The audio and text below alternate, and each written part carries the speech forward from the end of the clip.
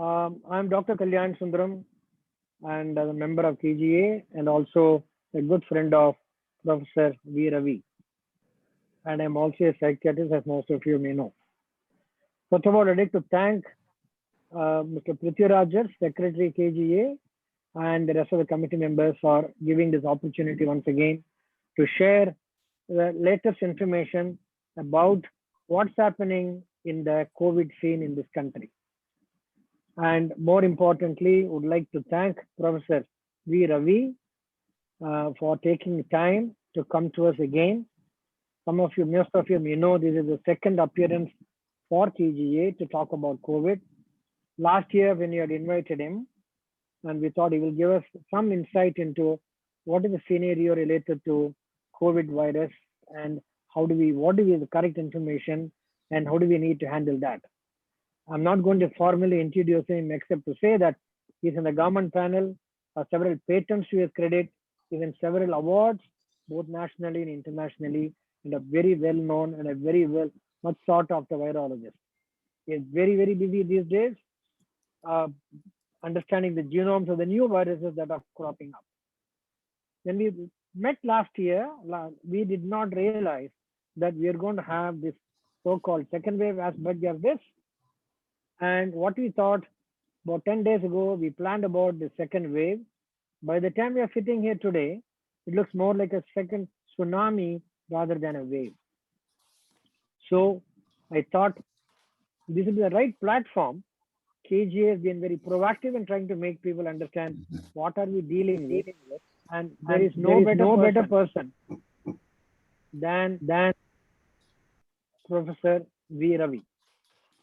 So without any further delay, I invite Ravi to make his presentation.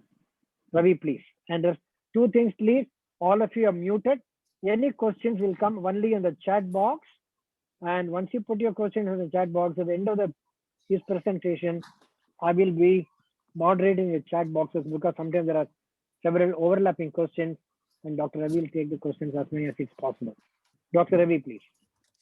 Thank you, Dr. Kalyan Sundaram. It's a pleasure to be back to KGA members, but the time is not very opportune to celebrate. Maybe after the COVID subsides, we can all celebrate.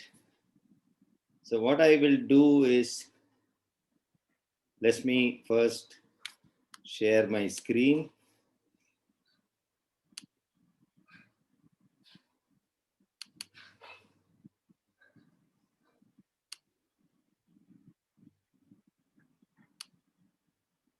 Can you all see my screen? Yes, Ravi. Yes. Okay. Sundar reached out to me and said, can we have a small discussion on the second wave? Because I think it has taken everybody by surprise, although not some of us who are in the thick of things. What I will do in the next 20 minutes or 25 minutes is to start with acknowledgements first.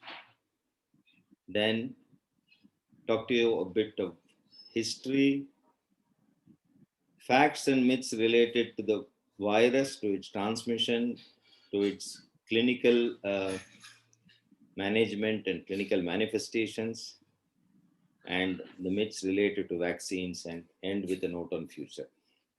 I start with acknowledgement because I think first and foremost, acknowledgement goes out to the world's largest unregulated open university called WhatsApp, which has caused enough confusion during the second wave.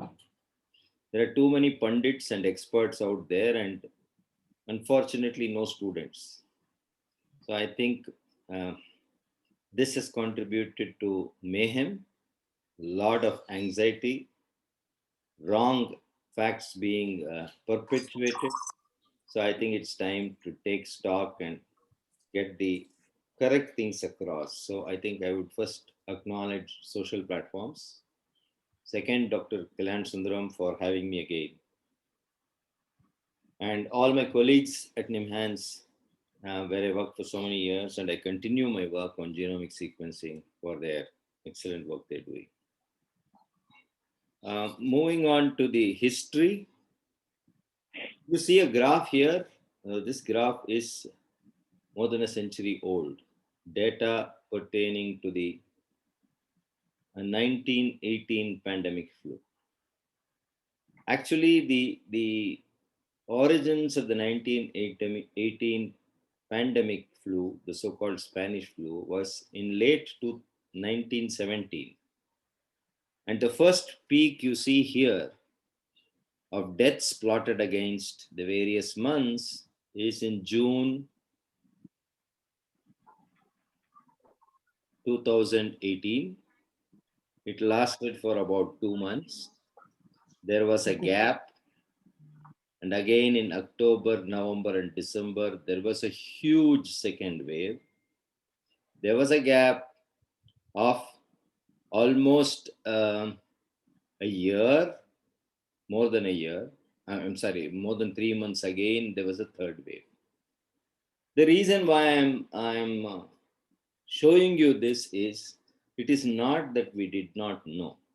Agreed. There it was influenza virus, here it is coronavirus. That this was one of the biggest pandemics in the history of mankind. The corona is the second largest pandemic we are seeing in the history of mankind in modern science and modern medicine. So if somebody tells me that we never expected it, I think it's an excuse. There's a very famous quote, I don't remember whose it is. If you forget history, you're condemned to repeat it. We always knew that there was a second wave. Many of us who are in public health had warned way back at the end of the first wave, in end of November, there will be a second wave. And I stuck my neck out and said it is going to be much bigger than the first wave. And there will be a third wave. Believe me, there will be a third wave, and my prediction is that it is going to be anywhere between October to December of this year. Let us not fool ourselves. We are in for a long haul. Unless we change our behavior, and unless we have our leaders changing their behaviors, let me make it absolutely clear, we are in for very serious trouble. Okay, why do I say we are in for serious trouble? This is the daily count of cases. I don't have to tell this audience that we have been hitting 3 lakh cases every day for almost a week now. You see the graph which is green on the top left. Now that tells you how the first wave behaved. Once we unlocked on June 1st in a phased manner, there was a surge by end of June. It peaked by September in the country, and it subsided by November end. And by January, February, people were celebrating that Corona is dead. They almost put a tombstone and an epitaph saying, "Here lies the coronavirus." But what happened? The second wave started emerging. You can see on the top graph what has happened in March. Early March started surging. From that time, many of us have been bawling out to government saying that this is going to be huge, because 7-day average is something that we use in public health to calculate. And that was astounding at that stage. In the bottom, you can see the various states in India where it is surging now. Doesn't mean the other states there is no second wave. Just wait for tomorrow, and then you will see the second wave exploding in West Bengal, where the testing has been abysmal and elections had taken place, there's a lot of crowding, and so also many other states. Right now, the brunt, like in the first wave, is borne by Maharashtra, Delhi, followed by Karnataka, Madhya Pradesh, Gujarat, Kerala. The other, Uttar Pradesh has started surging now. Punjab has started. Punjab is already almost near its peak. So It is not that other states will be spared. Remember, India is not one country. India is 30 countries in terms of population. So different states will peak at different times. Okay. What have we learned so far from the second wave? We have learned the following things. First, warnings by scientists ignored. I think Uh-huh. I should have put it in red fonts. It is not that the policymakers and the politicians were not informed. The recommendations were made and people were warned. But what is more important for a wave to become a tsunami? And right now it is not second wave, it's a tsunami. There are many things that contributed. You should understand that. First and foremost, a large number of small super spreading events in cities. Take Mumbai, it started, and you take Nasik or Amaravati, you take Bangalore, it started with small partying in apartment complexes, hostels, people coming from other states into hostels. These are small super spreading events, one after another, right from February end.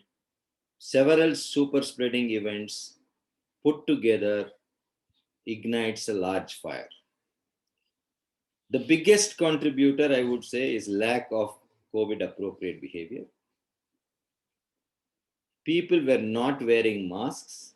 I don't have actual figures, but all of you have seen in January, February, not more than maximum 30% of the people were wearing masks. Everybody was happy that Corona is behind them and it is dead. Lot of crowding contributed by a large number of events, rallies, elections. I mean, the way we conducted elections, the fervor with which we conducted elections, disregarding human lives, will go down in history as the most pathetic response of this nation. Religious events, 13 lakh people taking dips in a holy river. For what? God only knows. I think God probably told them to take that dip. And from there, I'm sure it has been carried to the nook and corner of this country. What are the stunning things about the second wave? You can see on the right, the curve is extraordinarily steep. It's almost vertical. Somebody once sent me this and said, what do you think? All the other countries were below, way down there in terms of number of cases, and India was shooting up. I said, we'll reach the moon. India will be the first country to reach the moon, with COVID, of course. It's much bigger, which people now want to give an excuse saying it was not anticipated, which is not true. Absolutely no planning. Different states will peak at different times. And I think there was an utter disregard the way systems responded. And it's very, very pathetic. And the health system suffered the most because they were not, nobody expected that we'll have such large number of cases that will require admission. The myths about virus variants and mutants has become a very fashionable term. I never thought when I did join virology 40 years back, common man will talk about variant and mutant. Okay, let me share from our experience and then give you the larger perspective. NIMHANS has sequenced about 150 samples between 21st December and 30th March. Then again, we have sequenced more number of samples from March. I am dividing this 30th March for the purpose. Now, these samples were obtained from international travelers because that was the guideline, local clusters, wherever there were small focused outbreaks, people who had vaccinated and turned positive, and then, of course, we picked up samples from the routine testing that we get from Bangalore. And what did we find? We found that there are a large number of variants. In fact, we have submitted this manuscript. There are about 34 different lineages that are circulating. The most important ones that have made headlines that most of you are aware is the UK variant, which is what set off sequencing in a big way in India, and that is technically called B.1.1.7. The second red letter one in the bottom panel that you see, that accounts for about 27.5% of the circulating variants that we have seen. Large number of them are from international travelers, but I am afraid that it is now spread into the community as well. B.1.36.29, that is a variant that has been there in Karnataka during lockdown period. We had shown it, but between January and March, it completely took over. You can see the purple bar here. On the top, the code is there, B.1.3629. It has a mutation in one particular portion of the spike protein. It steadily increased till the end of March and became about 20 to 30%. But beginning of March, so end of March and beginning of March, this is the end of February. Beginning of March to now, April end, you can see yellow is predominating, and yellow is the Maharashtra double mutant. Now, the story is similar across all states. There is a mutant identified in Maharashtra with two important amino acid changes on the spike protein, which has made it spread much faster. And definitely, this is a variant to watch out. A large number of people are coming down with it. But let me tell you, variant or no variant, the precautions remain the same. There is this myth going around saying that variants, all this problem is because of variants. Human beings find 1,000 excuses for their lousy behavior. I don't have to tell this to Kalyan Sundaram. He's an expert. First thing to be blamed in the second wave is viruses. Second is virologists. Why virologists? They're not doing enough sequencing. What the hell are you going to do with sequencing? Keep a board on your forehead. I am B.1.6.17, B.1.7. I am UK variant. What are you going to do with these variants? All variants or no variants do not penetrate equally through masks, provided you wear a mask. They do not penetrate. Why are we blaming variants?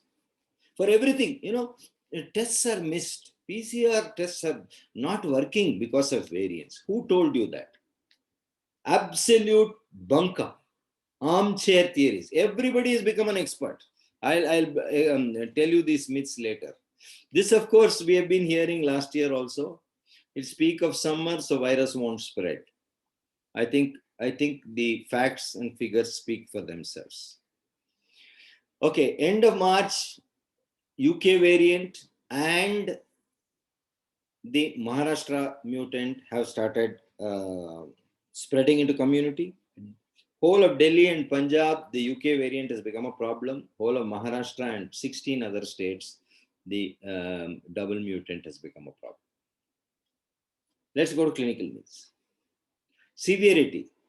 There are two WhatsApp professors. One say, as because it's second wave, the wild is milder. There's another group which says, no, it is very severe. Both are wrong. In terms of clinical behavior, the virus is the same. If you're seeing more severe cases, you're seeing 5 times more number of cases compared to the first wave. Severity has not got anything to do with mutants. There's absolutely no evidence. Be very, very clear. The pattern remains the same. 80 to 85% of the people have mild or asymptomatic infection. 10 to 15% of people have moderate infection. 5% of people have severe infection. That spectrum has not aged. No, this time it is more in younger people. Of course, it is more in younger people because last time most of the 45 plus got the infection and bore the brunt. This time around, youngsters are the ones who are running around all over the places, getting into groups, crowds. So they were open. We opened schools, we allowed them to mix with each other, and also people are carrying infection back home. Mind you, 80% of Indian homes are not suited for isolation. You need a single bedroom, well ventilated with attached bathroom. How many people hospitalization? Because of the surge, everybody wants to get into hospital. There is no need. Can you please mute your mics? Please, others, kindly mute your mic, please. Because of the huge surge in cases.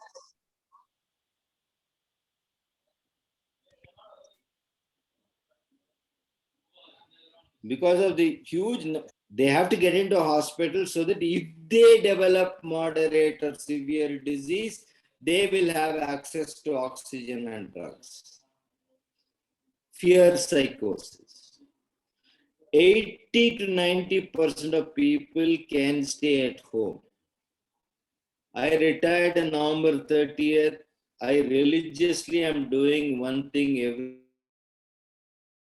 day. Morning 7, almost 11. I don't take who are in home isolation. Just talking to them, counseling them, asking them oxygen concentration, what medicines they are taking. None of them have deteriorated. Not because of me. It is just that they need the correct advice. That's all is required. Remdesivir, quoting some famous trial, the same pundits last year said, oh, it's a miracle drug. Now it's not available, dump it. Remdesivir position has not changed. It is a drug that can be used in a very small window when oxygen saturation falls below 94, moderate illness. If given remdesivir, that person benefits from it. When a person is gasping, breathless, remdesivir does not do anything because there the manifestations are more because the body's immune system has overreacted. Remdesivir can't do anything there. So remdesivir remains supposed to do. It is still effective in moderate people, provided it's given at the right time. All factories shut down production, they scaled down because the first wave was over. By January, most of these companies said, okay, our business is over, let's shift to manufacturing something else. Suddenly you want remdesivir, it takes minimum 4 weeks. You have to get raw material, you have to synthesize the drug by reverse pharmacological techniques, and then you have to get it sterility tested and batch and lot approved by drug control. So overnight you cannot have remdesivir being available. Oxygen, one of the biggest problems with oxygen was absolutely poor planning, and people never expected such a huge surge. So naturally oxygen requirement has come up. Added to that, the panic created by projecting continuously on media lack of oxygen. People sitting in auto rickshaws and cars and taking oxygen. I think it really went out of control. Yes, we thought we had prepared very well for having enough number of oxygenated beds. We are very sorry that our planning was pathetic. So I think these are the myths related to clinical. New strains have made the virus more deadly. No, neither is it made more deadly nor less virulent or less deadly. Older people were at greater risk during the first wave. Younger people and children are now at higher risk. Again, this is a myth. If you really look at the distribution of age, it is the same as last year. Yes, more number of younger people because they represent the larger proportion in the population. So when more number of people are getting infected, it looks as if the people in the younger age are, but they are represented more in the population. So it is equally age distributed, even children are getting affected. This is the biggest myth. Everywhere, everybody is talking. I am surprised that they are telling that the RT-PCR test is not detecting the mutant. Absolute rubbish. All RT-PCR tests used today amplify multiple genes. If a test is based only on spike protein gene, that is where all the most mutations are occurring, then one can say that probably the test is not working. But we are not using spike protein. Most of the tests are using other genes in amplification. So this is wrong. Then why is this myth that appeared? That is because people in home isolation, the biggest drawback in the second wave has been absolutely poor monitoring of people who are in home isolation. Everybody in home isolation has to monitor their pulse oximeter, their temperature. If their signs worsen, they have to report to somebody. Youngsters for 4 or 5 days are fine. So they label themselves as I am going to be asymptomatic. Remember, I will underline and repeat to all of you one fact you should remember. Worsening happens in the second week. CT scan, if it is required, it is in the second week. Blood markers of severity, if it is required, it is in the second week. The critical period in COVID infection is between day 5, day 6 to day 12. That is when people will worsen. So they have to be very closely monitored at home. The best way of monitoring is pulse oximeter. The second best way is to do a 6-minute walk test. Take pulse oximeter reading inside your room, walk briskly for 6 minutes, repeat your reading. If the difference is more than 5%, that means your saturation decreased from 97 to 90, that means it's an early indicator. You need to be getting into hospital and you will need oxygen support. If it is within 5%, nothing to worry. That is physiological. After exercise, naturally you will consume more oxygen. But that is an extremely sensitive indicator. Use that and take all the drugs that need to be taken. Doxycycline or azithromycin for people who have cold and cough. Ivermectin is now in the national protocol, 12 milligram for 3 to 5 days. It is not an antiviral. It is an immunomodulator. Some papers say it is useful. Some papers say it is not useful, but the national experts felt it doesn't do any harm, so let it be there. Zinc is required for a good immune response. Vitamin C is required. Vitamin D is required. So those have to be there in your daily routine. All the others are symptomatic. Fever, paracetamol. If you have cough and if you have a running nose, then you can take antihistaminics. Nowadays, people have realized that in the second week, when people are deteriorating, if they cannot get into hospital, they are prescribing oral steroids at home. Remdesivir is a drug that should be given only in a hospital, never in a home setting. I thought I will make that very clear because these are some of the things. Hospitalization is necessary in the second wave. I already clarified. If they're at home and if they are monitored, or self-monitoring is the best, get in touch with the doctor. Right now, the government and the administration is scrambling to set up home isolation teleconsultations, but the numbers are so huge. Example, Bangalore yesterday, 29,000 people detected newly positive. That means 29,000 calls have to be made. If you don't do it within the first 24 hours, another 20,000 will accumulate. So the next, and then this 29,000 of yesterday has to be followed up for at least a week to 10 days. By that time, cumulatively, there will be 1.5 lakh people to whom calls have to be made every day. Don't tell me this was not thought through. Nobody ever thought monitoring home isolation is important. That's the price we are paying now. Well, these are very popular myths that are there. Some of them are hilarious, like 5G mobile networks spread COVID. Temperatures higher than steaming is one big. People think when you inhale steam, it actually kills the virus. And some people, there are other pundits who say, don't steam. From the nose, the steam will carry the virus to the lung.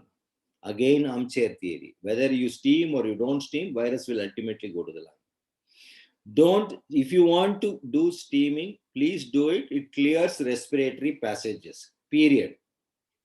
There is no antiviral effect. It may help you to bring out secretions better. Above all, it makes you feel wonderful. Your face clears up, your sweat pores open, and you will look much fresh and more beautiful. Please do steaming. But don't imagine that it is going to help you kill the virus. Let's move on to vaccines. I think there are a number of vaccine myths related to vaccines. This is the last part of my talk. In a few minutes, I'll finish. The vaccines were developed too fast and they are not safe. Absolute nonsense. All vaccines have several phases. A, preclinical toxicity, where it is first tried in small animals and big animals. Small animals are mice and ferrets. Large animals are monkeys. Only if it is safe in all these animals, both in terms of metabolic safety, genetic safety, pregnancy safety in animals, only then it is even permitted to be tried in human beings. Human beings trials are 4 phases. Phase 1, it is in 100 volunteers, meant to measure safety. Phase 2, to ask the question on immunogenicity, meaning, is the vaccine producing the correct response? Phase 3 is the actual acid test, where vaccine is given along with an innocuous substance. And then at the end of the trial, usually this is about 25,000 to 50,000 volunteers. 1/3 of them will not receive vaccine, but will receive some other material that does not produce any toxicity, like saline or a vitamin injection or anything like that. And then you compare the number of people getting infected in the vaccinated group versus those who are not in the vaccinated group. And that is a measure of efficacy. All this has been done in an express manner. That doesn't mean any phase was compromised. So vaccines are safe. In fact, as a very great philosopher said, to live is to risk dying. So don't believe these anti-vaccine lobbies which say too many side effects. Remember, COVID is a new virus. If you do not get infected, you have to get vaccinated. Otherwise, the virus will catch you. Nobody is immune. Either you should be infected or you should be vaccinated. Vaccines, especially the genetic vaccines, alter your DNA. No, again, a terrible lie. These genetic vaccines are mRNA vaccines. They stay only in the cytoplasm. They get translated a couple of times, and then the host cellular enzymes will destroy the foreign mRNA. Virus vaccines can give you COVID-19. We are not using live attenuated vaccines to say that it has become virulent. Again, this is a lie. It contains egg protein, so people will get allergies. Again, a myth. None of the vaccines contain egg protein. It causes severe side effects. It causes side effects that are classified as mild and severe. 1 in 4 to 1 in 10 will develop mild side effects, such as pain at the site of injection. Even if you prick a needle, you'll get pain. Even if you prick a needle, half the people will get fever. And those are the worried well.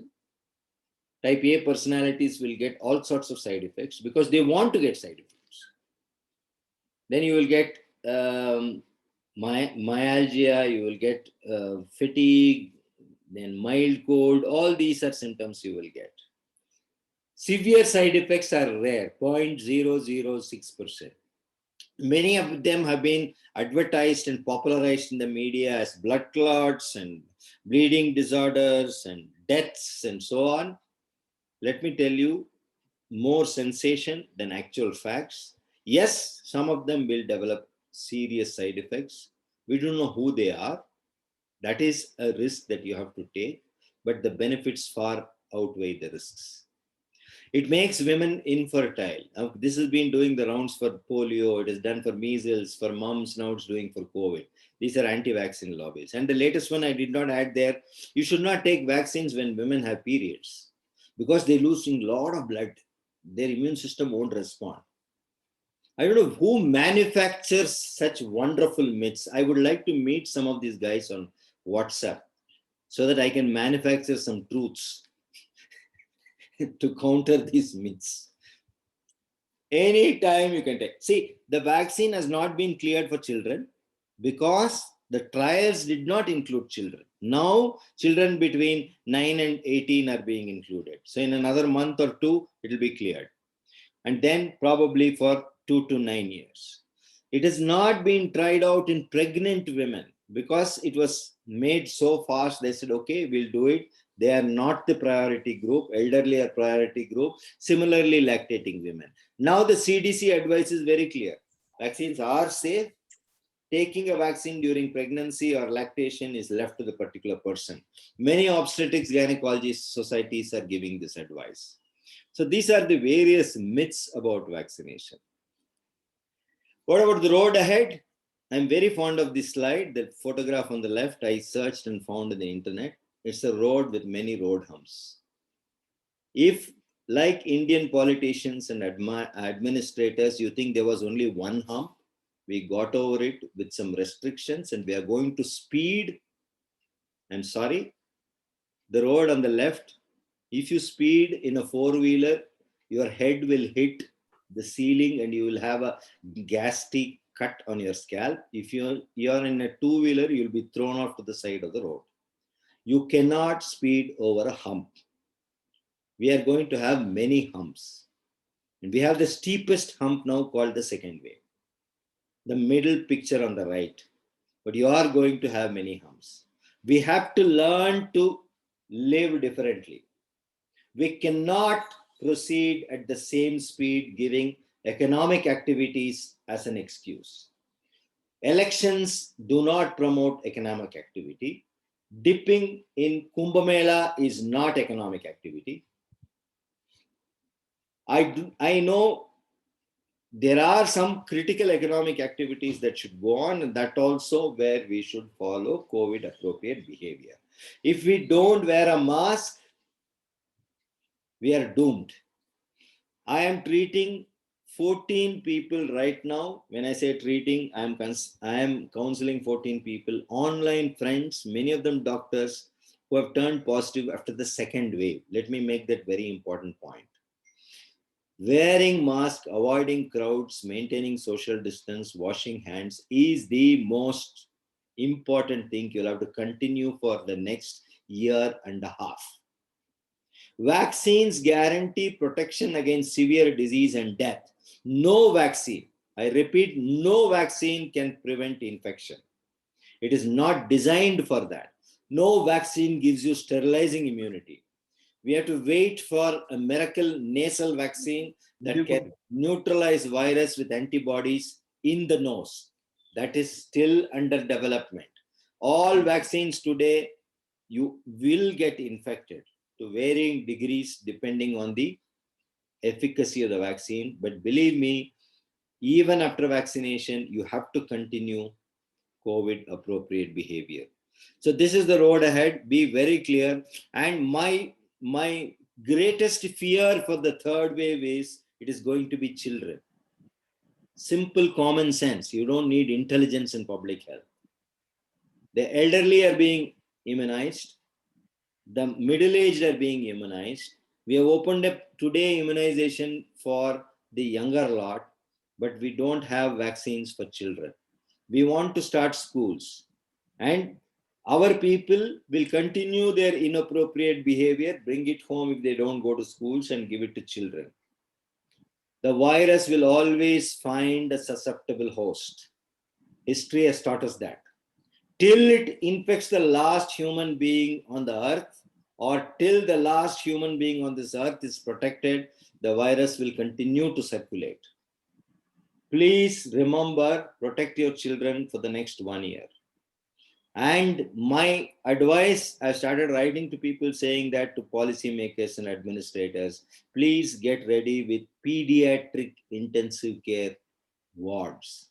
We have focused a lot on adult intensive care units. We now have to think about pediatric beds. The CDC director, she recently, Rochelle Walensky, said America is going through its fourth wave. Look at Europe. They're all in their third wave, some of them in their fourth wave. America and some of the European countries have immunized more than 50% or close to 50% of the population. They're still having waves. We have hardly immunized 10% of our population. If we sit here and say that we won't have another wave, believe me, Sundar will call me in October, November and say, Ravi, myths and facts about the third wave. The rules are same for everybody for safety.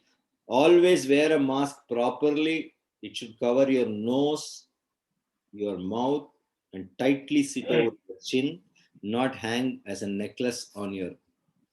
Maintain distance and wash hands.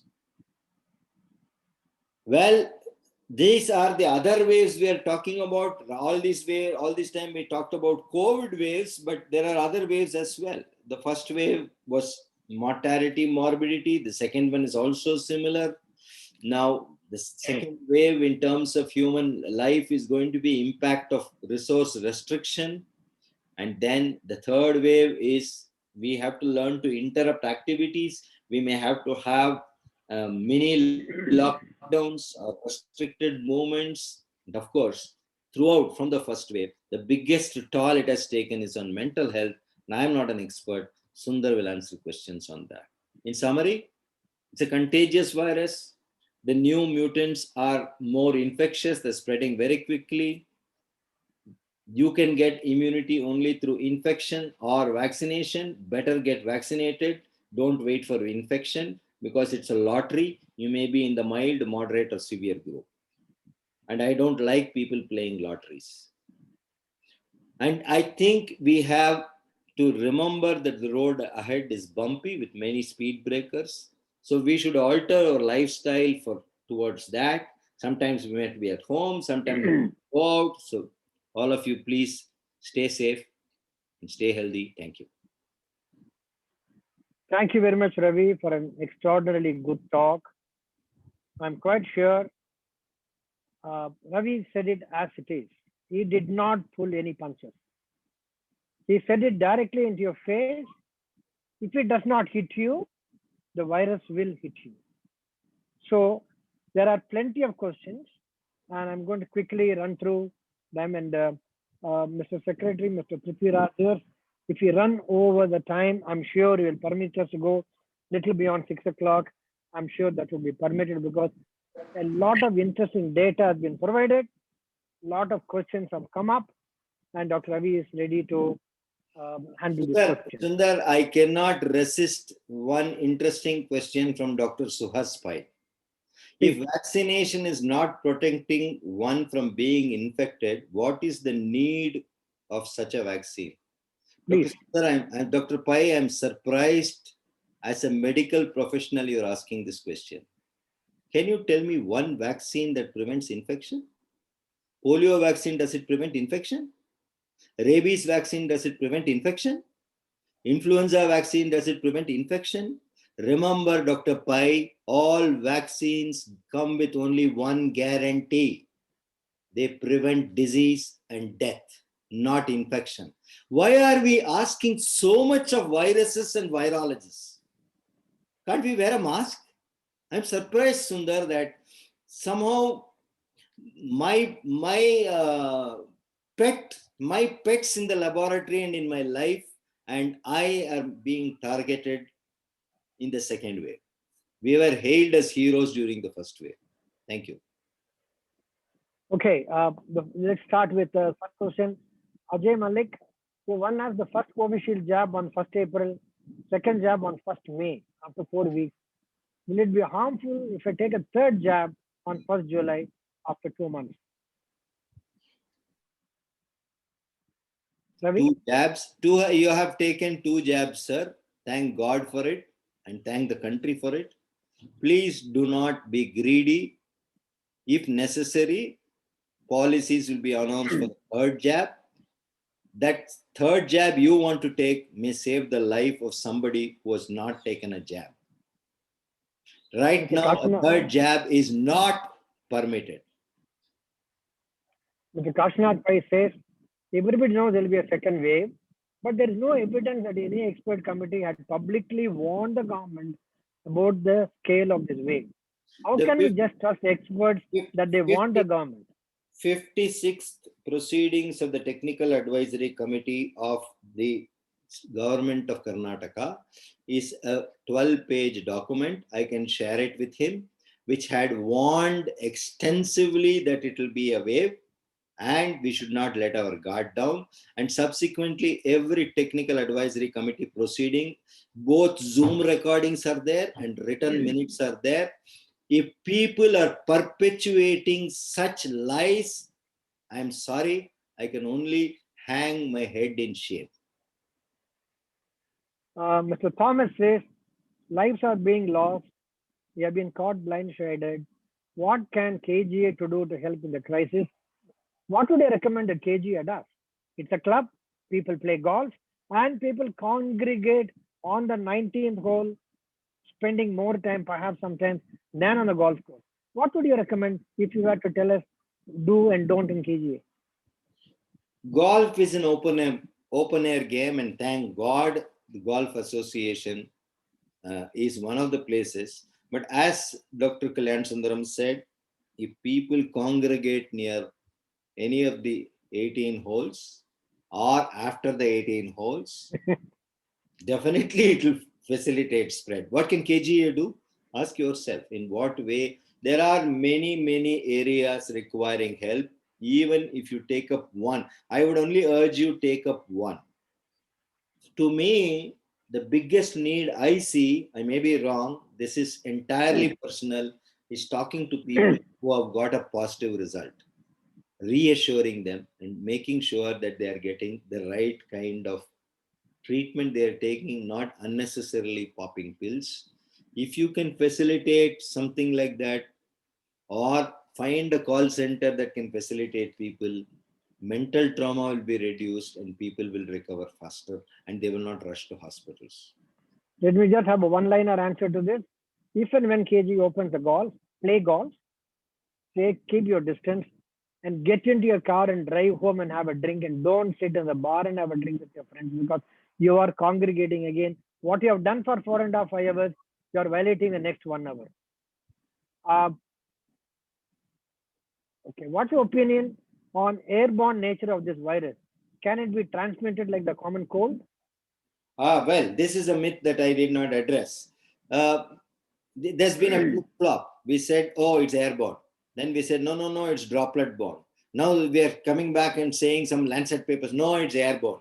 The truth is in between. It is predominantly micro droplets, and micro droplets in closed spaces travel longer distance than 6 feet. Therefore, technically, they may be airborne. But if you go out to any of the wonderful courses of KGA, there the natural wind is blowing, there it is not airborne. Are the current vaccines able to neutralize the current mutation of the virus?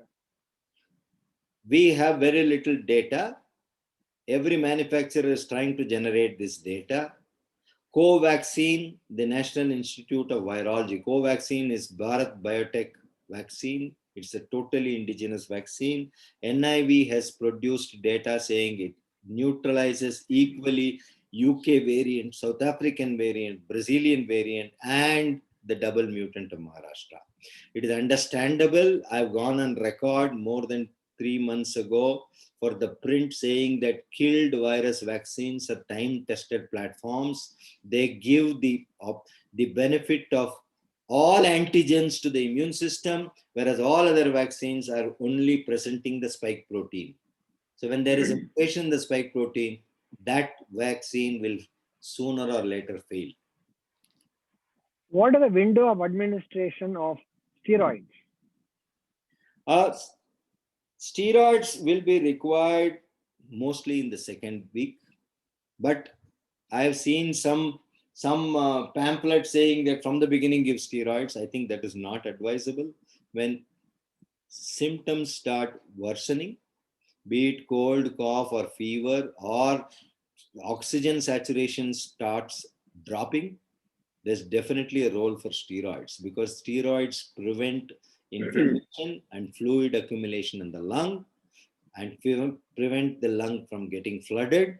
So there it's a miracle drug only when water starts collecting in the lung. So I think there is a time and place for steroids. It is not that I pop a steroid and get a positive result. We know, is golfing safe activity? I've answered that. If all precautions are taken, golfing is safe. 19th hole is not safe. Can we share this recording? We have already requested the secretary. He has already said the link will be provided to all the members, because people have been applauding several times over about the wonderful presentation by Dr. Ravi. If you have taken Covishield 2 doses, 1 month apart, can we expect to be reasonably be protected?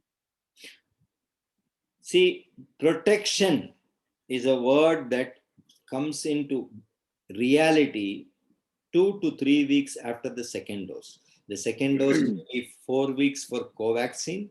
It may be 4, 6, or 8 weeks for Covishield. Protection, again, let me underscore, what is protection? Protection is no severe disease, no death. Protection is not equivalent to no infection. The graph seems to suggest that the Can't second... hear you. Hello? Can you hear me? Can't hear you. Can you hear me now? The Yeah, graph seems... we can hear. Okay. The graph seems to suggest the second wave causes are lesser than the first. If this is true, why there's a shortage? Come again? What is The less? graph, I don't, they have not said what they think is less. Graph seems to suggest the second wave causes are lesser than the first. If it is true, why there is a shortage? I do not know what they mean by shortage. I presume you have answered it in remdesivir. And yeah, Jalaneti, does it help in removing the virus? Jalaneti is absolutely no evidence, no clear-cut scientific evidence. It is an impression. If people feel happy doing it, let them do it. But if people want to say that cured me, I will not accept this as a scientist. Is Sputnik vaccine safe, or will it send you to Russia? Sputnik vaccine, whatever published literature is available, I am also a member of the International Advisory Board of Sputnik. Whatever is published literature is what is available, and it is as safe as any other vaccine. Right now, there are concerns being raised. Brazil has rejected Sputnik vaccine because they have not answered certain questions on whether the virus will continue to multiply. We are waiting for Sputnik to answer that question. So in terms of immediate after administration safety, it has the same safety profile like any other vaccine. What is the ideal spacing for Covishield? This has been going around again and again. In a quick answer, Ravi? Yeah. The Covishield, when the trials were conducted, second dose participants were divided into 3 groups. Some got it at 4 weeks, some got it at 6 to 8 weeks, and some got it at 12 weeks. And they said the antibody response, meaning the way we measure protection in the lab is by measuring antibody responses are better if the second dose is delayed. Okay, so that is what they published. So there's been a huge debate, but let me tell you, if you closely look at the data in terms of severe infection and death, whether it's 4 weeks, 6 weeks, 8 weeks, or 12 weeks, that aspect of protection is the same. I have taken this after 4 weeks. My spike antibody is in extraordinarily good shape. Ravi congratulated me on that. So therefore, it is important to understand when possible, take it at the end of 4 or 6 weeks. How many weeks after vaccination can an individual donate blood? We say normally we say 3 months, but I would guess that they may give concession up to 8 weeks. Normally, the general guideline for blood donation is in the last 3 months, you should not have taken a vaccine. Forget COVID, any vaccine. Because you should get benefit, your system should get benefit of the vaccination. The latest data show a high percentage of cases outside Bangalore. I'm not sure if this is correct. In any case, this in should fact, suggest that in the last task force meeting 3 days back, I had vociferously warned the government we are too Bangalore centric. On that day, Bangalore had 75% of cases and 80% and 20%. But today, this gentleman or lady is right. It's almost 50-50%.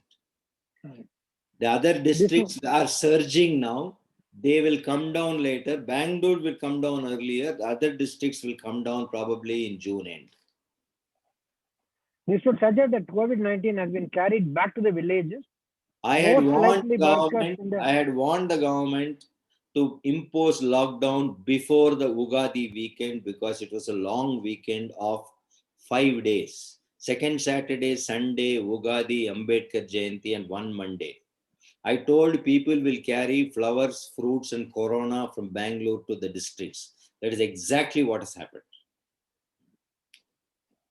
Will this mean going forward with the standpoint of a societal impact? I guess it's going to impact, as Dr. Ravi said, across the state and across the country. Like you said, second wave was inevitable and the infection would be more severe than the first wave.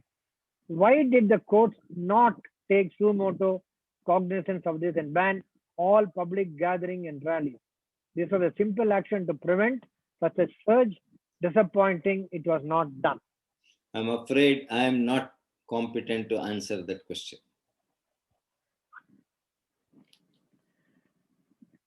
Presentation here, circulate the link.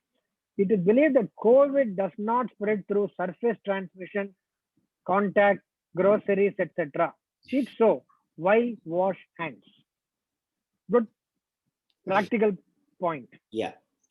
Surface transmission is not implicated as much as it was when we first started learning about the virus.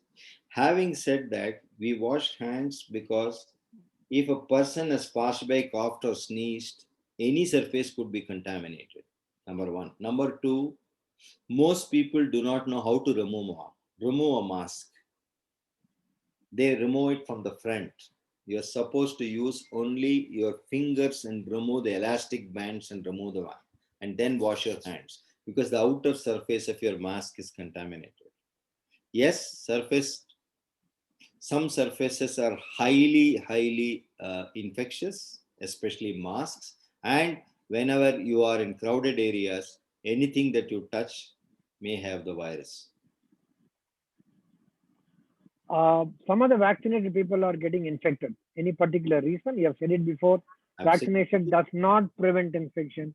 It can get a muted response to the body, but it will not prevent infection. One of the other reasons, Sundar, is if the virus is a mutant, it's a variant, it can still cause infection. What is the reason one is getting infected after taking both the doses? What's happening to the antibodies produced? Already answered it. when do you kindly please mute everybody else, please? What's the reason one is getting infected after taking both the doses? You have said it. When do you predict COVID to be over? Meaning we get back to being how we were.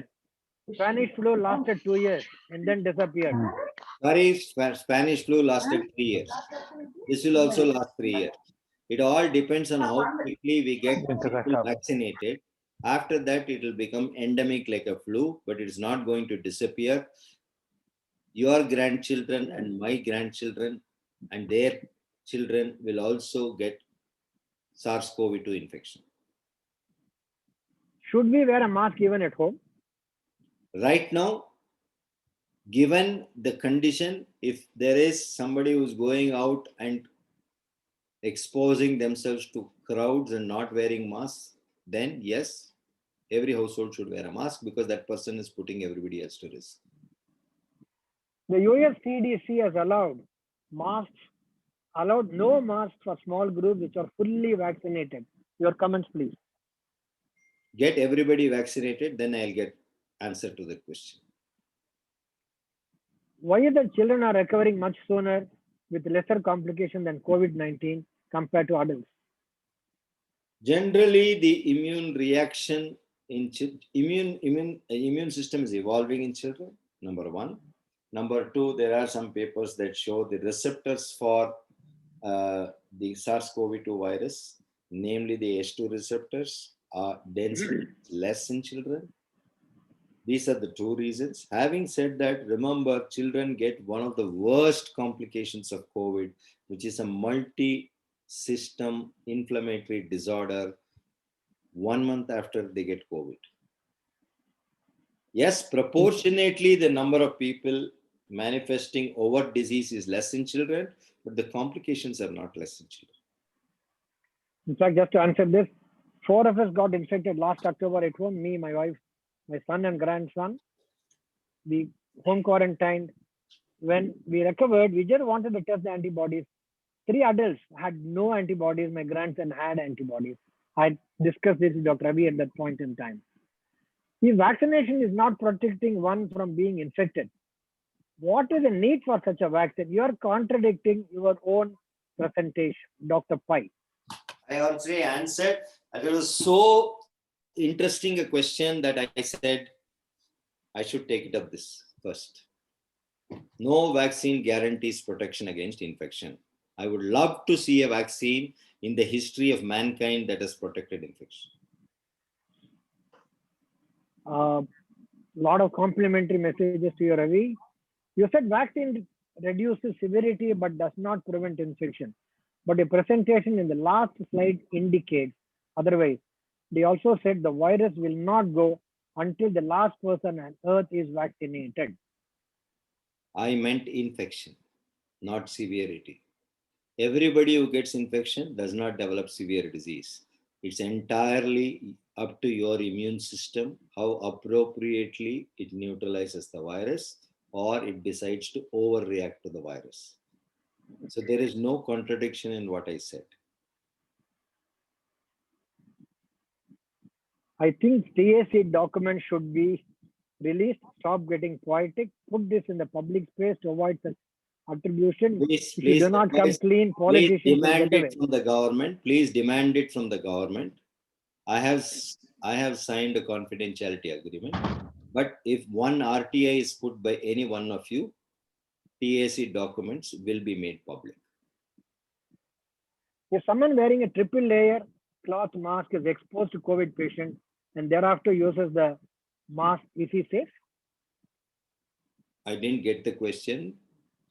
If someone wearing a triple layer cloth mask is exposed to COVID patient, and then thereafter uses the mask again, is he safe?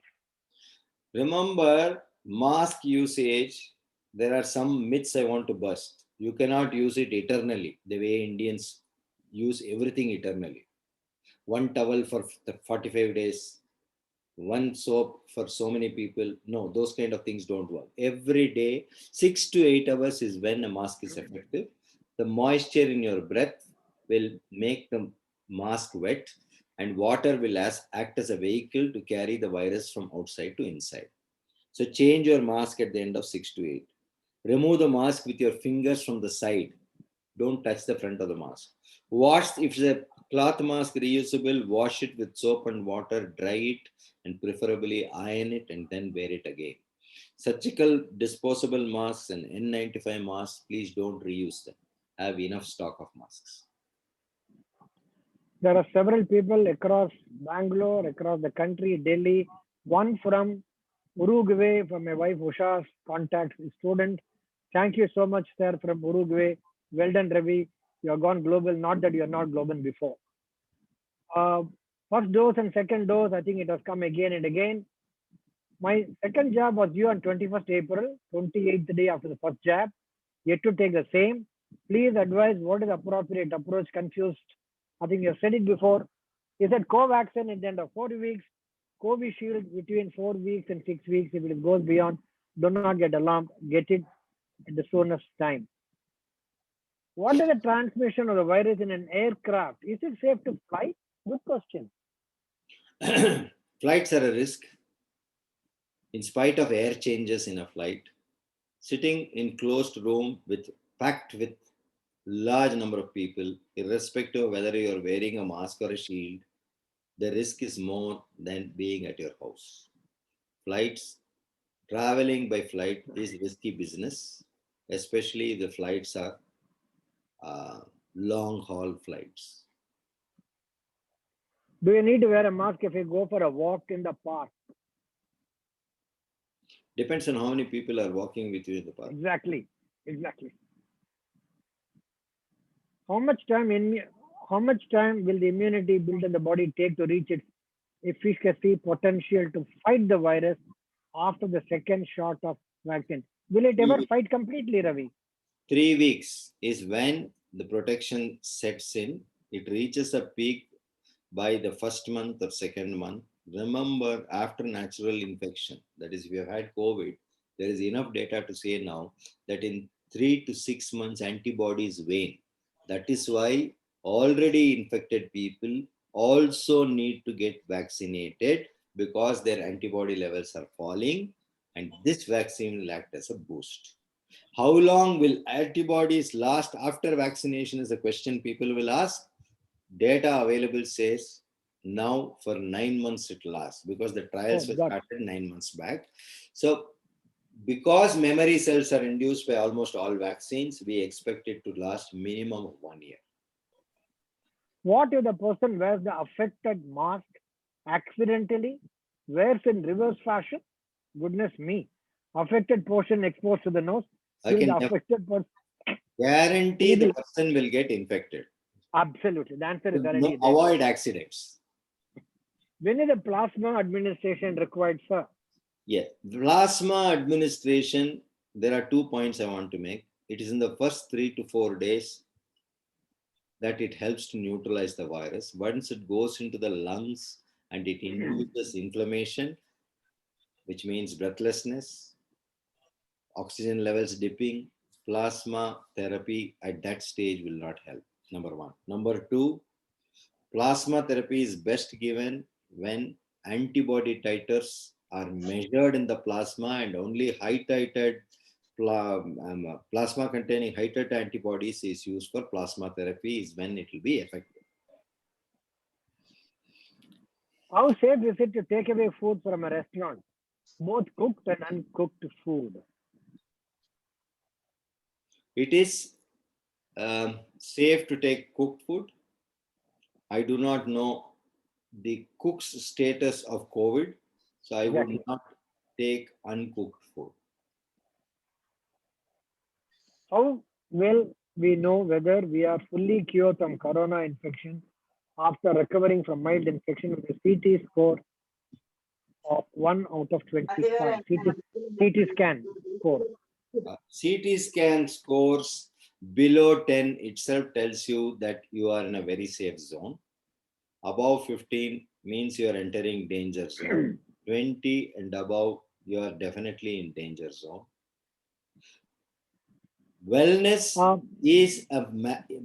depends on your symptoms and how you feel. My professor of medicine used to tell me, we don't treat images and likeness, we treat patients. It all depends on how you are feeling, and the only critical parameter is oxygen concentration. To give the same example, our teacher, Professor Mani, whom Ravi knew very well, would say, take EEG. If the EEG shows epileptiform activity, powder phenobarbital and throw on the paper. Treat the patient, not the investigation. Yes. Very important question which many people want to know from Abhay Chandra.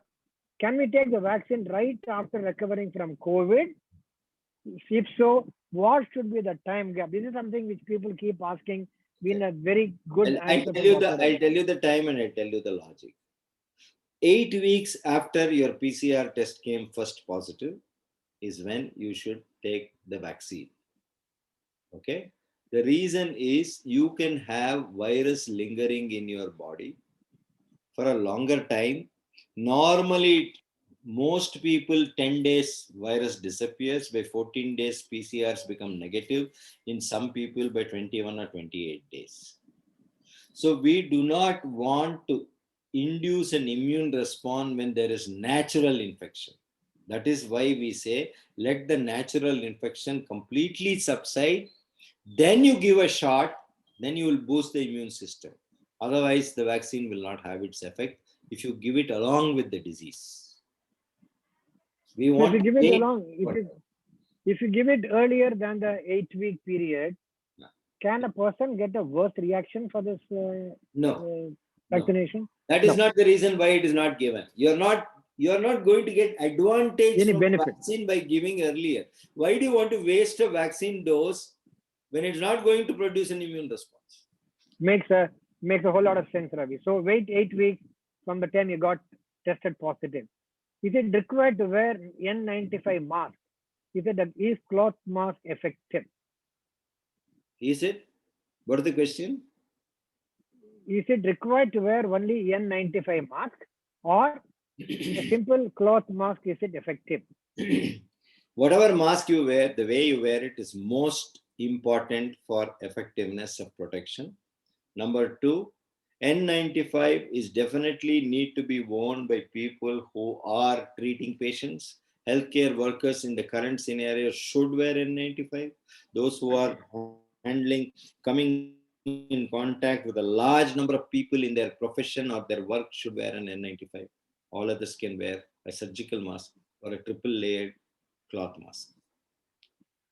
Several people are complimenting Dr. Ravi for the presentation. I get a reflected glory.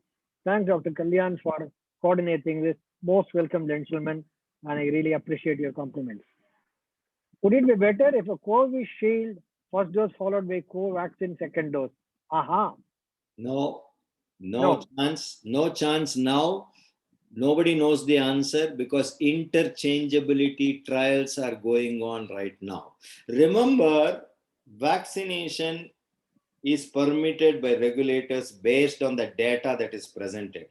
Let us not do our own research in the community with our intelligence.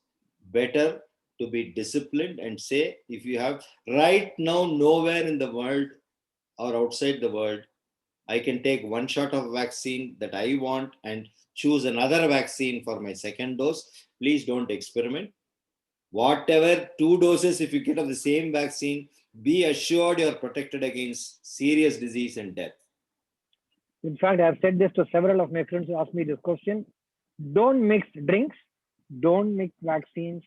I said a third thing, but I will not say it now with public forum. I will tell you, Ravi, later. Yes, I can guess what you will say, Sundar. Several of my friends know it, but I'm not saying it now. We've given a choice. What will you take, Covaxin or Covishield? My answer is, for heaven's sake, take what is available. Exactly. Exactly. How good is Pfizer vaccine? It is, the efficacy of Pfizer vaccine is 95%. The problem with Pfizer vaccine is enormous cost, and B, it has to be stored at -20 till it is injected into your arm. So that's the huge challenge in terms of the actual logistics. When course is open, somebody to the KGA committee, I entirely agree. I think when the course is open, please allow only those golfers to play who has taken both the jabs. That means bring your vaccine passport with you. It is to the committee. I'm sure Mr. Prithviraj who's sitting and listening, other committee members. And using your privilege, please tell Sundar that they should be accompanied by a virologist. Exactly. And you know which virologist will that be? Does nitric oxide help? We studied in chemistry, nitric oxide helps in laughter. Ravi? Yes, it helps in laughter, period. Okay. There are videos about chanting Om, which brings out nitric oxide. Is this true? I have no idea if Om chanting leads to release of nitric oxide, but let me tell you, anything that you do that makes you look inwards will tremendously boost your immune response, irrespective of religion or practice. Zoom call will come back.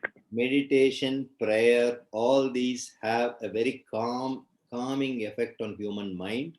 And Sundar knows better than me that the brain influences through the endocrine system, the defense system, so you get a good, sturdy immune response. Thank you. All I can say is, in the state that we are in today, please make sure that you eat decently, well cooked, home cooked food preferably, because we do not want you to bring out other kind of oxide into the atmosphere. So be very cautious about this. Sorry I joined late, but when can we expect vaccine for 45 plus year age? Is it a realistic date? What is the realistic date? I think, Ravi, do you have any answer to that? 1st of May, now they push it to 15th of May. What do you say? Realistic is 15th May. Free availability will be middle June because all companies are scaling up production. It will take 4 to 6 weeks for them to reach their optimal production, which capacity which they are promising they can make. So there is going to be a lot of rush in the beginning. My advice is stay safe, stay at home, anyway lockdown. After 15th, things will ease out, then get vaccinated. My answer to that question is you waited this long. You don't have to worry about the next 1 or 2 weeks. But those periods, make sure you don't expose yourself to any calamitous situation. Exactly. After how many days after you recovered from COVID can you take the vaccination? Already answered. When do you predict COVID to be over? Meaning we go back to being how we are. When will we go back to? Normalcy, like we go back to our routine, normal activity. 2025. After 2 years. Huh? Definitely 2025. Bonus will be 2022 or 2023. I often tell this to my patients when they ask me, we are only doctors, we are not astrologers. But there is a prediction from Ravi based on the data. No, I've started post-retirement a viral astrology company. So based on that, I'm making the prediction. I'm joining you. Yeah. With mutations, do we need to plan for an annual booster shot? Interesting. Sort of an annual flu shot.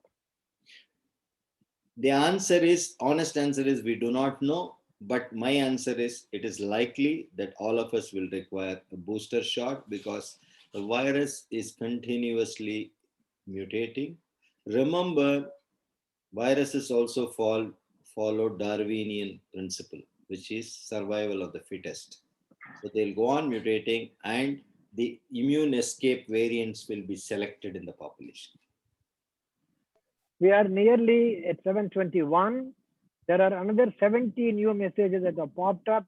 I do not know when we can finish. I think the secretary must tell us when do we wind up.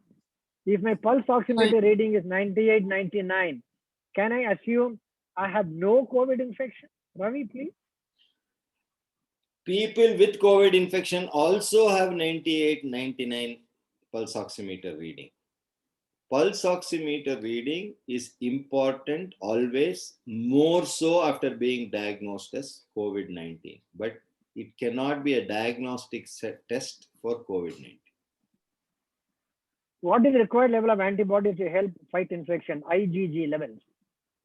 Well, most of the assays are quantitative or semi-quantitative. The best test one has to do for saying whether antibody is protective is neutralization test.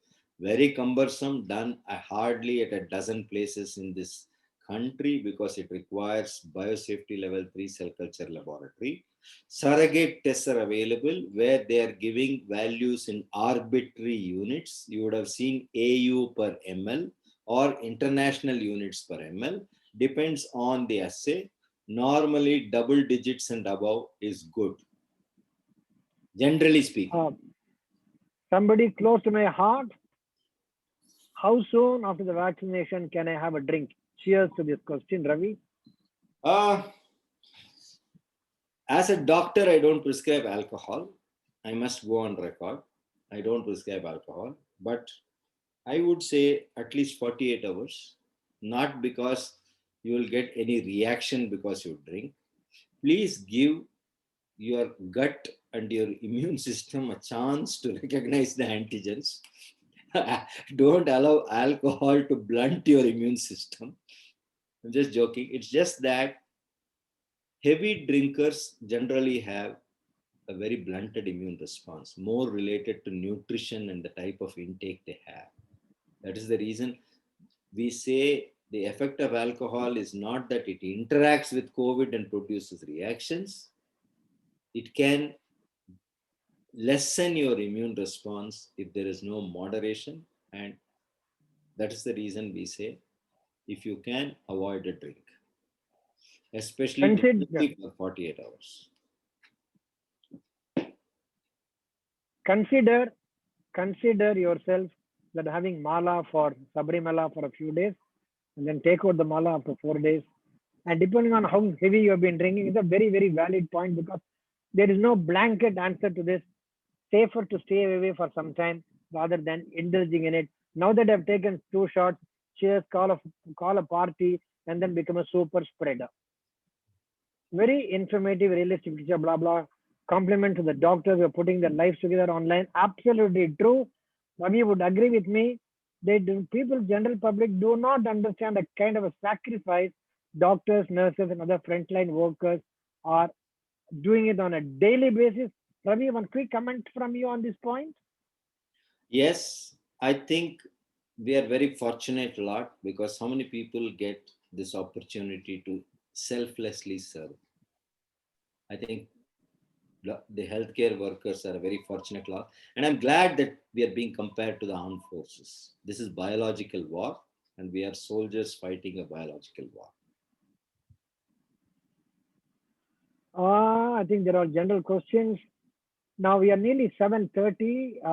Mr. Prithvi Arsh, now do we wind up or take more questions? Because this... Doctor, if there are any questions, yes, we can take it. If you go, when you're going through the questions, if you find that any of these questions are of nature which definitely need answering, please take them and answer. Ravi, would you mind another 10 minutes? We'll wind up. No problem, Sundar. Okay. Can we be super spreaders even after our 2 shots and 15 days? Absolutely. Correct. Yes. You have a moral responsibility to society to mask up after 2 doses till everybody in society is vaccinated. Can we install an oxygen saturation machine? There's something that has been going on very seriously debatable. Should we buy a machine?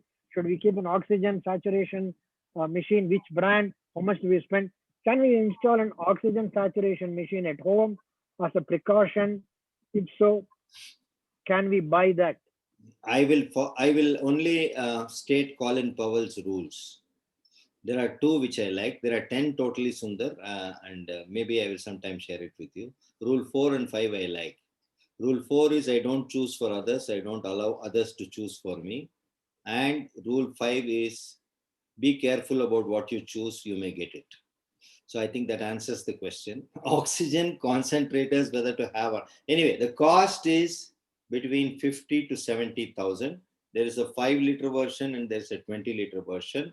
It takes atmospheric air and concentrate oxygen and removes nitrogen, which is 70% in atmospheric air. It is useful for people who will continuously need oxygen, meaning in simple words, those with chronic obstructive pulmonary disease, COPD we say, those whose lungs are damaged as you age due to chronic smoking or exposure to a lot of pollutants and atmospheric pollution and asthmatics and obstructive lung disease people. Just for this pandemic, just for the second wave, you want to buy an oximeter? It's your choice. I am not going to advise you on it. It is not as simple as buying an oximeter. That also it's my duty to give you information. Oximeter all of us should have, I would certainly say. If not for COVID, even otherwise it's very useful. So, but oxygen concentrator, it's up to you. Can vaccine be taken by people who are allergic to some medicines? Well, the very practical question, many of my doctor friends have asked me because many of them have had allergies. I give a very practical answer.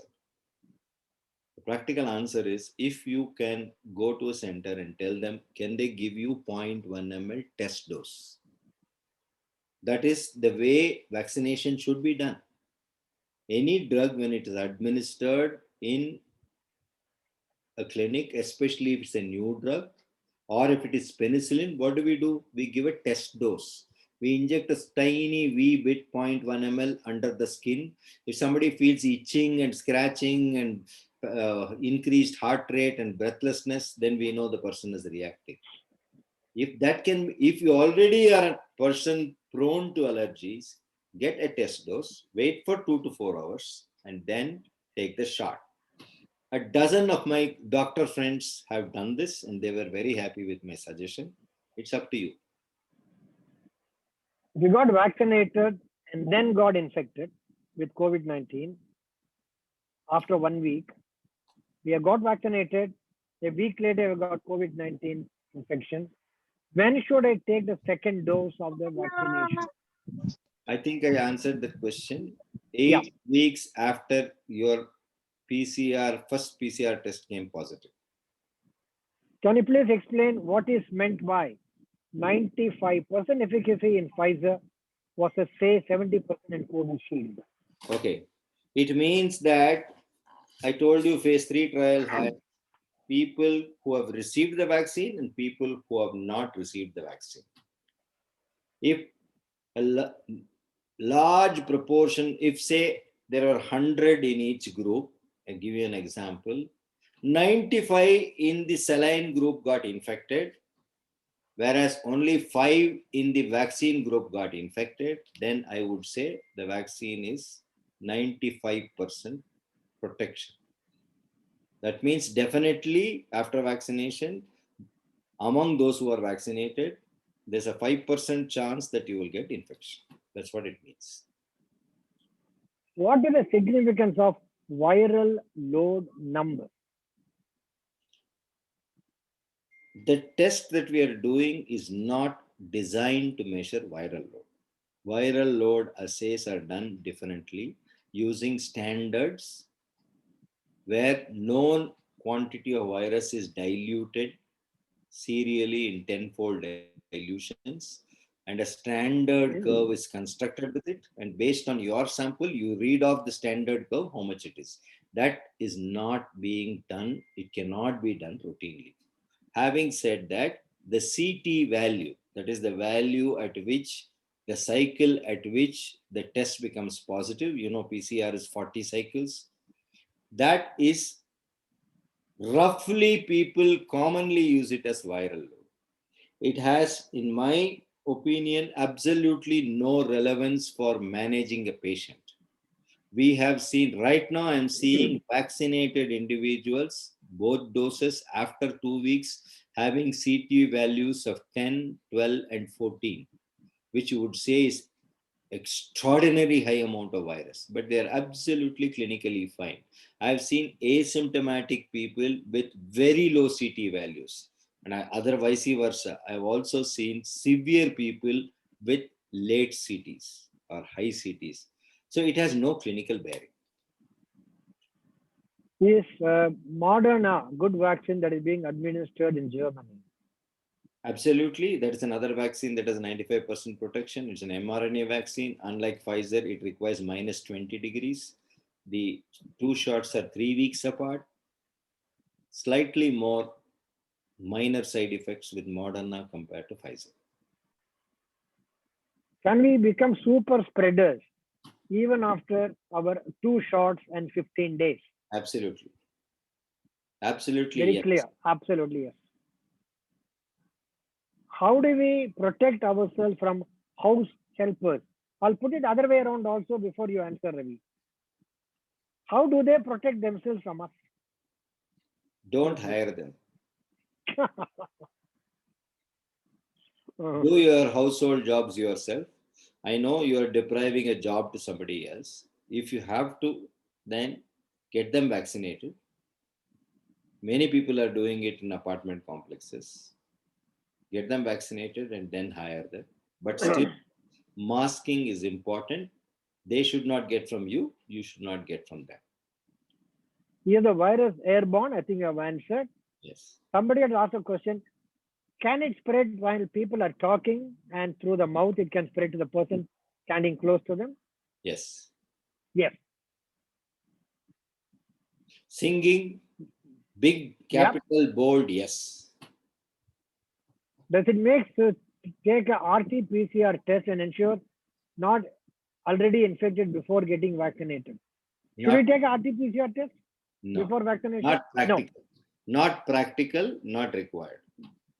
Is COVID more serious for a person with sarcoidosis, immunological disease? Ravi? Yes, that is also a comorbidity. Compliments you and Ravi. That's fine. Thank you, sir. Is taking bath, putting clothes in hot water after coming home protects family members from infection? I think they should take a bath. I completely agree. You must have a bath. And I also completely agree. You need not have to put it in warm water. Soak it in soap water and wash your own clothes. Especially if you're a healthcare worker or you are in a profession where you're meeting large number of people in crowded areas. Can you shed some light on pregnant women getting infected and when can they take the vaccine? This is a question that will be answered in the next 3 months. As I said during my talk, pregnant women trials are going on now. Generally, vaccines that have been used are safe. In animal preclinical toxicity studies, it has not shown any teratogenic effect. That means what? Teratogenic means on the baby, there are no birth defects in the animals. So we presume same thing will happen in human beings, but we require data. Some of the obstetrics and gynecological societies have been appealing to vaccine manufacturers to quickly conduct trials on pregnant women. Hopefully by June, July, we will have data of safety of vaccines in pregnant women. Your views on double masking? Required when you go. First of all, if you wear a good mask properly, that is good, 90% of the job done. But if you are being exposed to an COVID infected person, you have to go and see them, you have to help them, or you're going to very crowded areas. It's up to you. You can wear a double mask. It definitely protects. Single mask is better than definitely no mask. Yes. Double masking is better than a single mask. But and stop there. Don't go to 10 masks. Exactly.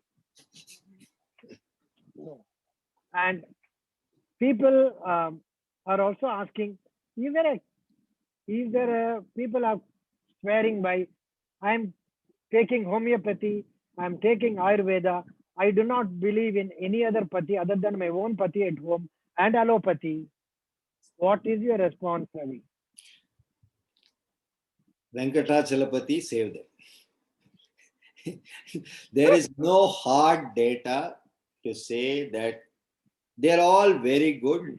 They have handed over from generations, their grandmother recipes.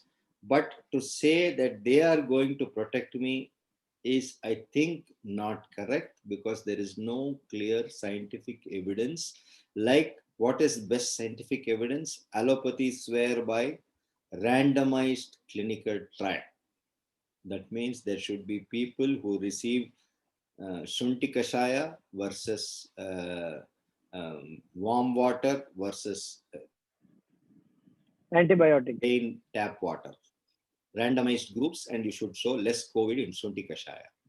That kind of data is not available, but traditional foods have their nutritive value. Please take them.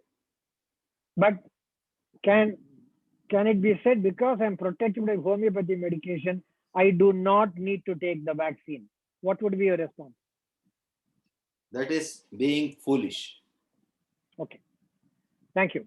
If a person has UTI and RA, vasculitis, should she wait for vaccination until UTI is sorted out, or can take the vaccine as soon as possible and not wait for UTI to be sorted out?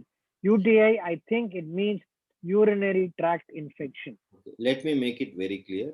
Any acute infection, it is better to wait for it to subside. That is the general guideline, not only for COVID vaccine, for any vaccine, even for COVID vaccine. If you are having any acute infection currently, wait for it to subside and then take the vaccine so that the other inflammatory molecules in response to the ongoing infection do not neutralize the effect of the vaccine.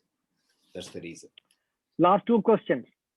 If what are the early signs / symptoms of MIS-C to look out for post-COVID in children? I know what MIS-C. What is the question? Just read the question. What are the early signs and symptoms of MIS-C to look out for post-COVID in children? Okay, the child becomes dull, can lose consciousness, BP will start falling, and you will start seeing that urinary output comes down. So the kidneys are involved, the brain is involved, there is encephalopathy, there is renal shutdown, there is alteration in BP, and overall, children, remember, cannot voice or articulate their difficulties. The moment the child is becoming dull, I think and if you know, and this happens weeks after COVID. So if you know the child has had COVID, please look out for dullness, lethargy. They are the earliest signs of MIS. How Skin long does a person... manifestations also, skin manifestations, peeling off like Kawasaki. Person having dialysis 3 times a week, is it appropriate to take the vaccine? Good question. Absolutely. Renal dialysis. They require the vaccine more than Sundar or me. They are immunosuppressed. They have a very high risk of developing severe disease. Choose the days in between dialysis to take the shot. I personally feel we should have separate vaccination clinics for special populations, which is not happening. In the mad rush, you have to find a slot for yourself on the day you're not on dialysis. Can a person with asthma take the vaccine? I suppose the answer is yes, but from the expert. Yes, absolutely yes. I think we're almost coming. Can a person with an anaphylaxis issue take the vaccine? Can a person get anaphylaxis? No. Can a person with history of anaphylaxis take the vaccine? The answer is you have to make it very clear to the team that is vaccinating you. The answer would be very guarded yes, provided you receive a test dose, as I said. This is where a test dose will be absolutely mandatory. Saying I have anaphylaxis, I will not take the vaccine is not correct. You have to be a scientific. A test dose in a center where they can manage any severe adverse immediate event is where you should try and take the vaccine. Thank you. Last two questions. We're not entertaining any more questions. The last question came in at 7:41. Can you get COVID from eating food contaminated with it? Yes. The gut has the highest number of highest density of ACE2 receptors. Ingestion is one of the modes of infection. There's also New drug. Monopiravir. It is a new drug. We still, the results look promising, but I would say large-scale trials are needed before we accept it as an anti-COVID drug. Last question from here. Hotel place cups can contaminate the virus. Is it true? Yes. Any surface can be contaminated. If I'm asymptomatic, I'm not aware. I drink a cup and leave it. That is not washed properly. Remote chance. But remember, an infected person will transfer virus to anything that contacts with his lips and oral cavity. Thank you very much, Ravi, for an excellent talk and a wonderful interactive session. I'm sure everybody has benefited. Somebody asked whether your email can be shared. I'm sure Ravi would be happy to have an email from anybody which can be shared. And I come back for a final question, which is a fundamental question, which we have discussed in the previous meeting, but it needs reiteration. When do you consider a person infective? Let us say a person starts having cough, cold, minor, symptom. He or she does not know it is COVID, possibly COVID. Assuming the person had this minimal symptom on a Monday, when does he or she become infective? Number one. When should ideally with RT-PCR test be done? Number two. Number three, when do they stop becoming infective? Number three.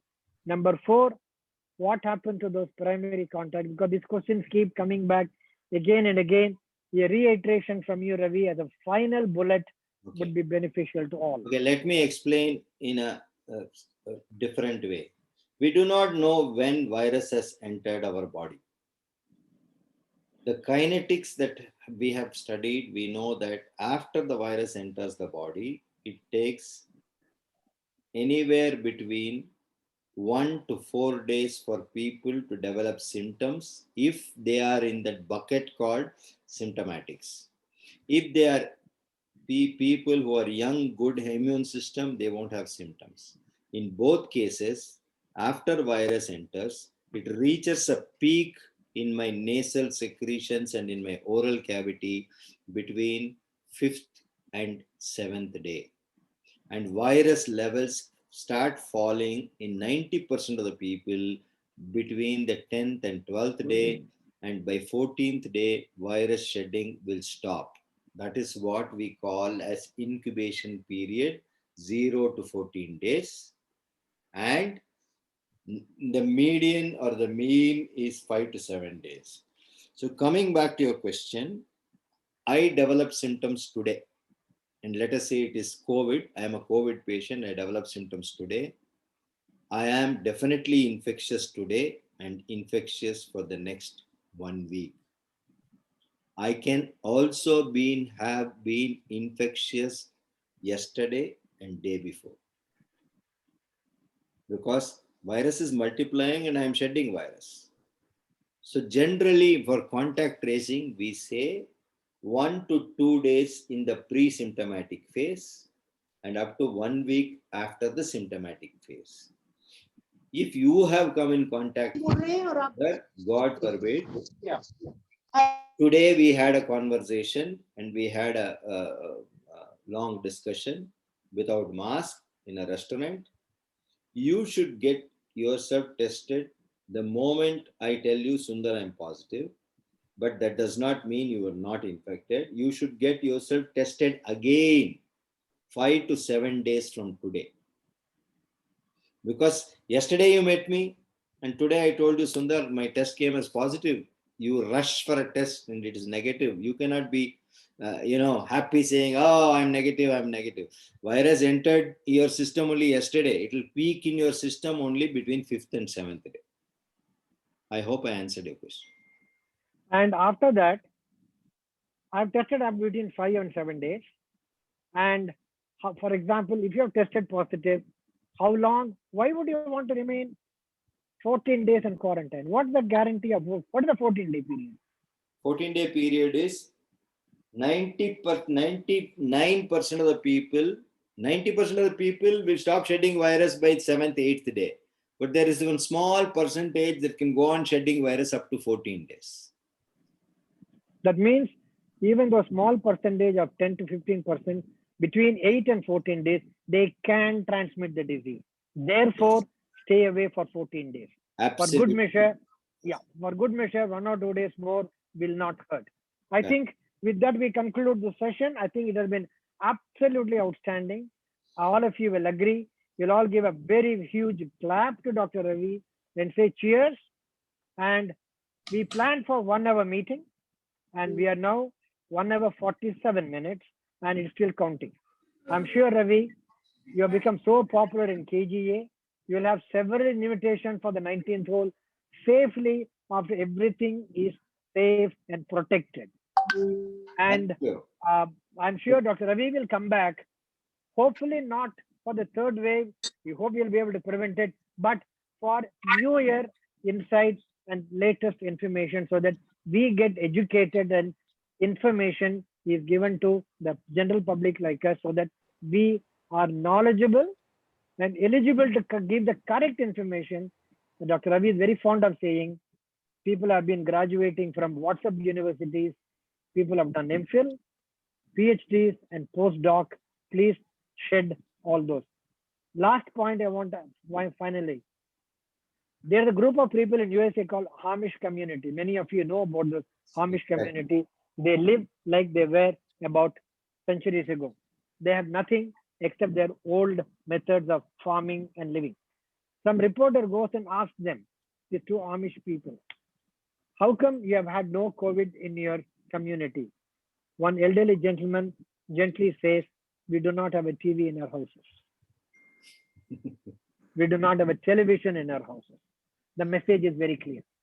I think as a matter of completion, may I now request Mr. Prithviraj's secretary, who wanted this to happen. He spoke to me about 4 or 5 days ago. Ravi being so busy, but he does not say no to a good opportunity to educate all of us. The message here is education. The question is, how many of us have been educated?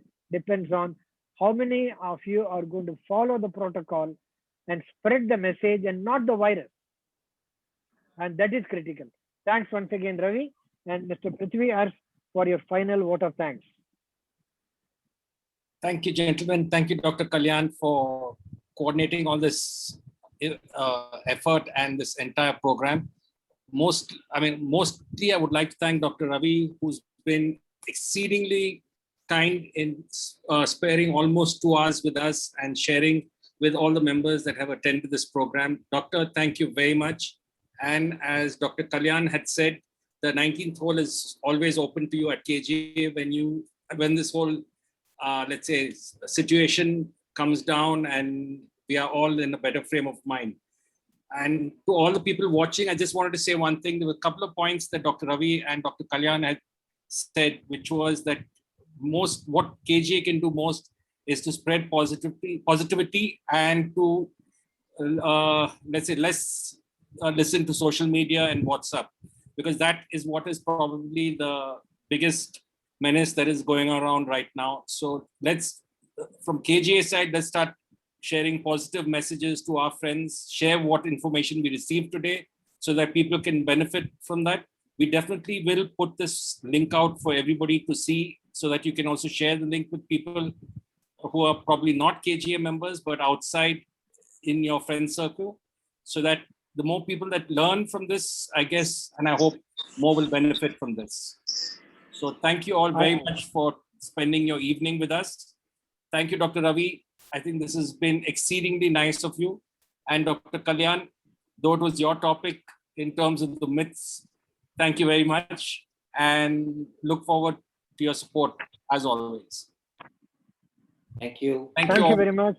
Yeah. All I can say is those of you who missed it out, and they don't have to be worried, but the interaction was an extremely good one. You'll all get the link from KGA. I'm sure many of us will benefit. Thank you, everybody. Thank you, KGA. And most importantly, Thank you, Ravi, for a wonderful evening. Thank Goodbye, you. everybody. Thank you, Dr. Ravi. Yeah. Thank Good you. night. Bye. Thank Thank you. you, Kalyan, for a very Thank you. nice having Thank organized you. everything. Thank you. Well done. Okay. Bye-bye. Bye.